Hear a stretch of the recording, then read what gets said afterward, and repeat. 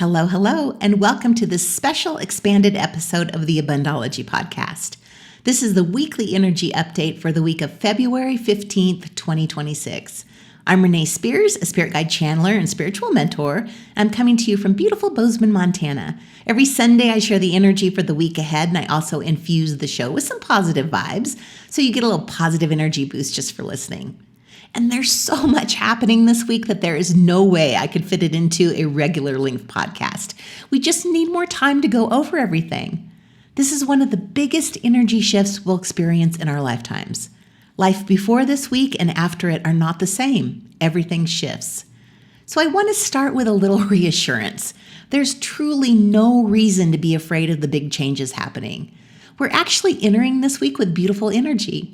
We have the lovely energy of Venus in Pisces, and there's hope in the air again, thanks to Bad Bunny and the monks on the walk for peace. So we're going into this week with love, hope, and peace. That's our starting point. So Tuesday the 17th is quite a special day. Not only do we have the first eclipse this year, but also the beginning of the year of the Fire Horse, and Mardi Gras and Fat Tuesday, and Ramadan beginning at sundown. So we know that 2026 is a year of new beginnings with a 1 year in numerology. And nothing gets things moving more this year than the solar eclipse on Tuesday. This is a ring of fire eclipse or an annular eclipse. And we get this ring of fire on a new moon when the sun is blocked, leaving a ring of sunlight around the outside of the moon. It's a full solar eclipse, but we won't get to see the full ring of fire because it's only visible in Antarctica. So this eclipse is extra special because it's the beginning of a new eclipse cycle on the Aquarius-Leo axis. And it's the first of 4 solar eclipses in Aquarius, which supercharge new beginnings for the next 2 years. This eclipse is the opening chapter of a new story. Aquarius wants reinvention and rebellion and freedom and for us to be our unique, authentic selves. And it also helps us look forward to the future. So if you've been feeling a little stuck lately or like things just aren't moving, that changes this week. Eclipses bring fated new beginnings and sudden, unpredictable shifts in our lives. And this can be erratic, quickly moving energy, especially since Uranus, who's the ruler of Aquarius and the planet of awakening, change, and surprise, is activated under this solar eclipse. So we can expect a lot of surprises and changes. Solar eclipses move pieces into place behind the scenes, and they put us exactly where we're meant to be.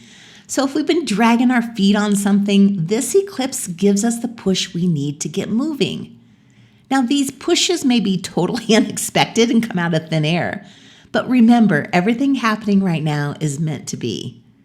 And the eclipse is happening on the Lunar New Year and the start of the year of the Fire Horse. The Chinese zodiac works on a 12-year cycle, with each year represented by a different animal, and these animals have different personality traits and energies. It also incorporates the 5 elements of wood, fire, earth, metal, and water. And this combination of animals and elements makes up a 60-year cycle. So when you turn 60, you return to the year you were born. And the last Fire Horse year was in 1966. So in Chinese astrology, the Fire Horse is one of the most extreme combinations. Horse energy is speed, movement, rebellion, and independence, and fire intensifies those things. Fire Horse energy doesn't wait for anybody. It moves, it changes things. And we're not talking about gradual change. These are sharp breaks. And the changes it brings are rarely comfortable, and they are usually permanent and cannot be undone. So we can expect to see some social unrest and old structures collapsing. So as you can see, this is a year of dramatic change and breakthroughs. But the Fire Horse also gives us the courage and the confidence and the strength to go for what we want. It's time to claim what you want and go for it. Dream big, think big, move big.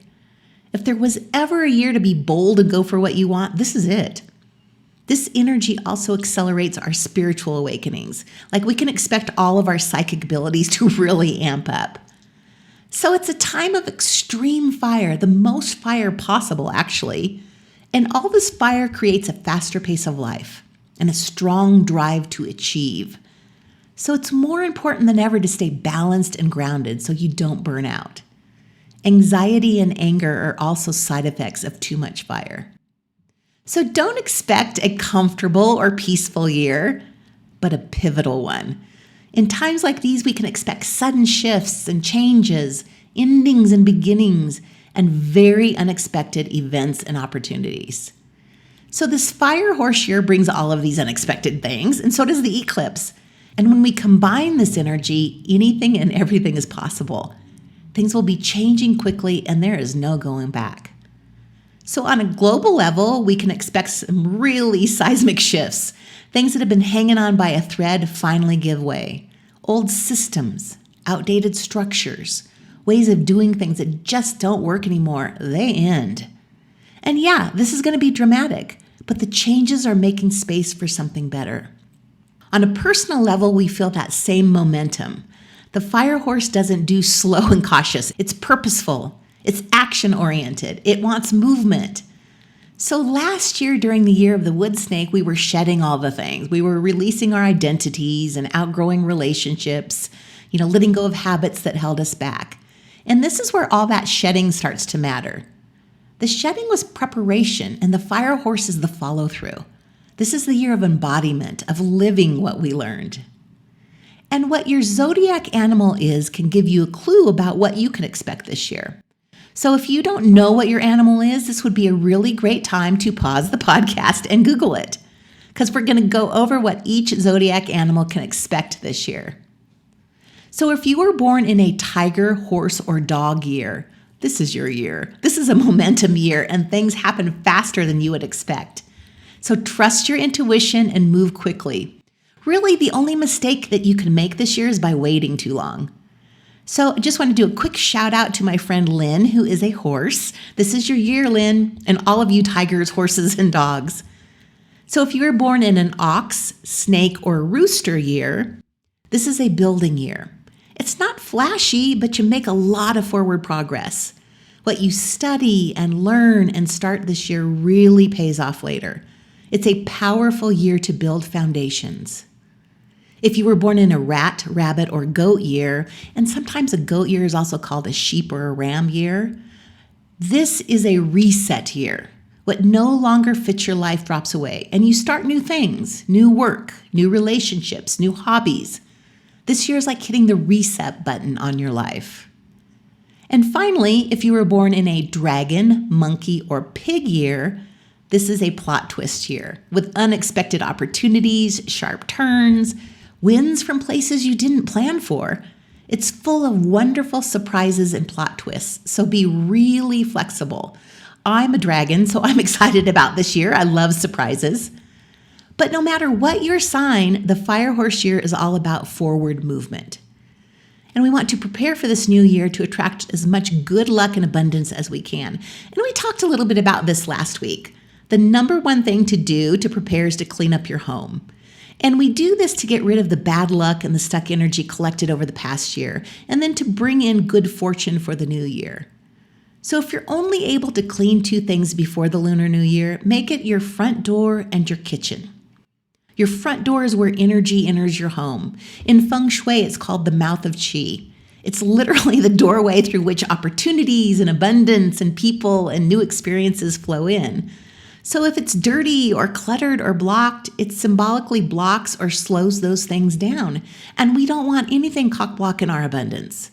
So clean it up, wipe down the door handle, sweep the entry, and maybe even set an intention as you do it. Maybe something like, I welcome in fresh energy this year, or I welcome in luck and abundance this year. And then the kitchen. In Feng Shui, the kitchen is directly tied to abundance, wealth, and vitality. So when your kitchen is clean and organized, it tells the universe that you are ready to receive abundance. And it's especially important to clean your stove. The stove is one of the biggest wealth symbols in your home, so give it a little extra love. So if you don't have time to deep clean your whole house, just make sure you clean the front door and your kitchen. This is symbolically saying I'm ready for new, fresh, lucky, abundant energy this year. And you mustn't clean your house on Tuesday the 17th, New Year's Day. Any cleaning you do on that day washes away the good luck of the year. So a couple of other things that bring in good luck are fresh, colorful flowers and fresh fruit, especially citrus.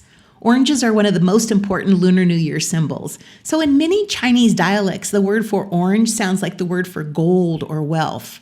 And because of that, oranges symbolize financial prosperity and success in the year ahead. Also, wearing something red is an auspicious way to attract good luck and ward off bad spirits. And then finally, eat some sweet things. I love this one. We're happy when we eat sweets, and having sweets during the Lunar New Year brightens up our lives. So we start the new year with happiness and joy. So on Tuesday, we have the explosive, faded, new, fresh start energy of both the eclipse and the Lunar New Year. But the big thing happening this week is the conjunction of Saturn and Neptune at 0 degrees of Aries on Friday the 20th. This is one of the biggest astrological events this year, and maybe even in our lifetime. The only other transit I can think of that's this huge is when Pluto moved into Aquarius, which happened a couple years ago, and we're still in that energy now. So Saturn and Neptune meet about every 36 years. That part isn't unusual, but what is unusual is where this one is happening. This conjunction takes place at 0 degrees of Aries, which astrologers call a world point or the Aries point. It's the very, very beginning of the zodiac and the start of a whole new era. This is like hitting the reset button on life. Like there have been Saturn-Neptune conjunctions in Aries in the past couple of centuries, but those occurred at later degrees of the sign, not at 0 degrees.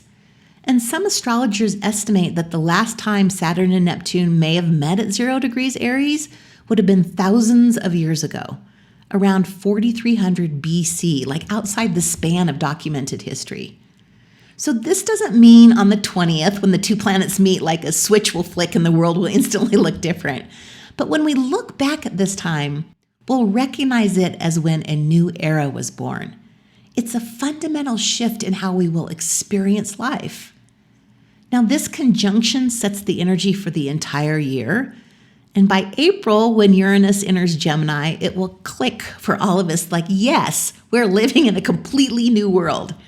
And there will be no doubt that we're not in the old world anymore. So what does this Saturn-Neptune conjunction actually feel like? First, this is a collective shift before it's a personal one. This is big picture energy. This transition affects the collective first and then each of us individually. So Saturn is structure, reality, systems, and karma. There's karma again. Neptune is dreams, spirituality, but also illusion and confusion. So when they come together, illusions dissolve. Things that were built on fantasy, denial, or shaky foundations start to crack. And what survives after this is what works. So on a collective level, this can look like cracks in leadership, institutions, and belief systems. I mean, we're seeing that already. And it can also feel a little destabilizing at first because Neptune dissolves and then Saturn says, okay, now let's rebuild this bitch. So individually, this works more quietly but deeply. Nothing dramatic has to happen on the outside. You might still be doing the same job in the same relationship, living the same life. But inside, something has shifted. So you may notice a loss of motivation for things that once mattered, but you're just over them now. Like this is a time we start living our purpose and why we came this lifetime. It's all about alignment. Saturn helps us take our Neptunian dreams and ground them into reality. And with Aries being the first sign of the zodiac, this energy is all about planting the seeds of those dreams. So we're not just wishing for change, we're beginning to live it. A new dream or goal may start to take place, maybe something we hadn't even thought about before. And we might feel ready for a shift or simply have the feeling that something in our lives is ready to change. And this energy is going to feel different depending on your level of awareness. So if somebody is unconscious, it can show up as external chaos, like everything is falling apart. There may be some anger, fear, or blame. Feeling confused or drained or restless and really not even knowing why. But if somebody is self-aware or spiritually grounded, like all of you guys listening, it feels different. It's more of an inner reset, a pull toward being more authentic, a sense that you're ready to start over, but in a new way. And something in our lives is going to reset for every single one of us, and our country, and our world. This isn't a small adjustment. It's a giant reset, and there's no going back.